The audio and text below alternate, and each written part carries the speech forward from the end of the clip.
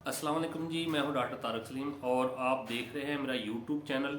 आज हम बात करेंगे हाइट के मतलब कि बच्चों की हाइट बढ़ना क्यों बंद हो जाती है और उसकी होम्योपैथिक मेडिसिन के मतलब और जानेंगे कि उसकी वजूहत क्या हैं। तो पहले जानते हैं कि हमारे जिस्म में जो हाइट बढ़ने का निज़ाम है वो काम कैसे करता है। जब बच्चा पैदा होता है ये उसमें एक कुदरती अमल है कि जैसे जैसे उसकी उम्र बढ़ती है उसकी हाइट और ग्रोथ में इजाफा होना शुरू हो जाता है। तो देखा जाए तो ये लड़कों में ये अमल 20 साल की उम्र तक जारी रहता है और लड़कियों में 16-17 साल की उम्र तक हाइट बढ़ती है। और चाहे वो लड़की हो या लड़का, जब उनकी उम्र 10-12 साल होगी तो उनकी हाइट तकरीबन एक जैसी होगी। तो ये उम्र होती है बच्चों के बालग होने की। तो इसमें हार्मोन का अमल दखल शुरू हो जाता है और बाज़ बच्चों में इस दौरान हाइट का अमल रुक जाता है।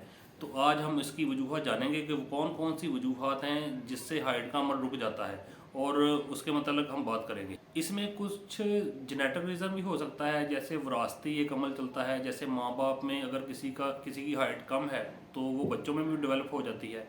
और दूसरी वजह ये हो सकती है कि बच्चे को मुनासिब ग़िज़ा का ना मिलना, जिससे जिस्म में मुख्तलिफ विटामिन की कमी हो जाती है। इससे भी हाइट का निज़ाम रुक जाता है। वैसे भी लड़कियों की निस्बत लड़कों की हाइट ज़्यादा होती है। जैसे जब लड़की या लड़के की उम्र 10-12 साल या 14 साल तक होगी तो लड़कों की हाइट में तेज़ी से इजाफा होगा और लड़कियों की हाइट कदरे स्लो हो जाएगी।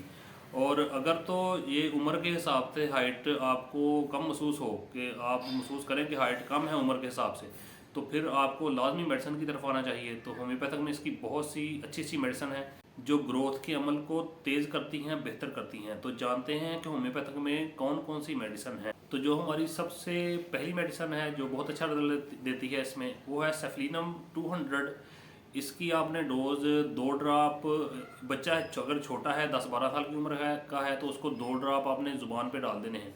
ये आपने हर 15 दिन के बाद रिपीट करनी है। इसका तरीकाकार यही है कि ये सिर्फ 15 दिन के बाद ही रिपीट करनी है और सिर्फ आपने सिंगल डोज देनी है। इसकी 15 दिन बाद जैसे ज़ुबान पे 2 ड्राप डाल दें और फिर 15 दिन बाद आपने दोबारा रिपीट करनी है। और जो हमारी दूसरी मेडिसिन है वो है ब्रेटाकार, वो भी आपने 200 CH पोटेंसी में लेनी है। और कोशिश करें कि अच्छी कंपनी की लें, जर्मन की लें तो बहुत अच्छी मेडिसिन, बहुत अच्छा रिजल्ट है उसका। तो उसकी डोज़ आपने तकरीबन 1 हफ्ते के बाद रिपीट करनी है। वो भी आप दिन डिसाइड कर लें कि कौन से दिन आपने दी थी और फिर हफ्ते बाद वही दिन आपने दोबारा रिपीट करनी है और उसकी भी सिंगल डोज ही देनी है। और ब्रेटाकार्ब की और एक बात मैं आपको बता देता हूँ कि ब्रेटाकार्ब मेंटल ग्रोथ के लिए बहुत अच्छी मेडिसिन है। अगर किसी बच्चे को मेंटल ग्रोथ का मसला है या आपका बच्चा छोटा है तो वो आप महसूस कर रहे हैं कि वो जहनी तौर पर बिल्कुल अच्छी तरह से यानी कि काम नहीं कर रहा, जैसे दूसरे बच्चे एक्टिव है वो एक्टिव नहीं है, तो उसके लिए भी ये मेडिसिन बहुत अच्छी है। अगर तो किसी बच्चे को मेंटल प्रॉब्लम है उसको आप ये हफ्ते में 2 बार रिपीट कर सकते हैं और सिर्फ एक दिन में सिर्फ एक दफ़ा इस्तेमाल करनी है। छोटा बच्चा है तो आपने 1 ड्राप उसकी ज़ुबान पे डाल देना है या थोड़े से पानी में मिक्स करके दे देना है। अगर बच्चे की उम्र 10-12 साल से ज़्यादा है तो फिर आपने उसको 2 ड्राप सीधे ज़ुबान पर देने हैं या फिर उसको थोड़े से पानी में डाल मिक्स करके दे दें। और जो तीसरी मेडिसिन है हमारी वो है कल्केरिया हेपोफोस, वो आपने 3x पोटेंसी में लेनी है। ये टैबलेट फॉर्म में आपको मिलेगी और देने का तरीका ये है कि ये 2 गोली आपने सुबह दे देनी है और 2 गोली आपने शाम को देनी है। ऐसे ही दे दे, बच्चा चबा लेगा क्योंकि ये गोलियां मीठी होती हैं। और कोशिश करनी है कि ये जर्मन की आपने लेनी है। और इसमें एक और अच्छी बात यह है कि ये बच्चे के जिस्म में अगर कैल्शियम की कमी है, अगर आपने कोई रिपोर्ट वगैरह करवाई हुई है कि बच्चे के जिस्म में कैल्शियम की कमी है, तो ये कैल्शियम की कमी को भी बहुत तेज़ी से बेहतर करती है।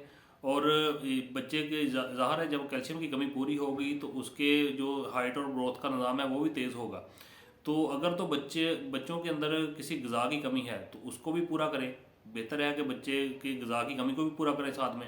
और अगर बच्चे घर में बैठे रहते हैं, जैसे आजकल के दौर में बच्चे मोबाइल के आगे या कंप्यूटर के आगे ज़्यादा बैठते हैं, वहाँ गेम वगैरह खेलते हैं, तो बच्चों को कोशिश करें कि किसी ग्राउंड में भेजें ताकि वो भागने दौड़ने वाली खेल खेलें। इससे भी हमारे बढ़ोतरी के अमल में बहुत तेज़ी आती है। तो इस चीज़ का भी आप ख्याल करें। और अगर वीडियो अच्छी लगे तो उसको लाइक कमेंट लाजमी कर दिया करें और चैनल को सब्सक्राइब भी लाजमी किया करें।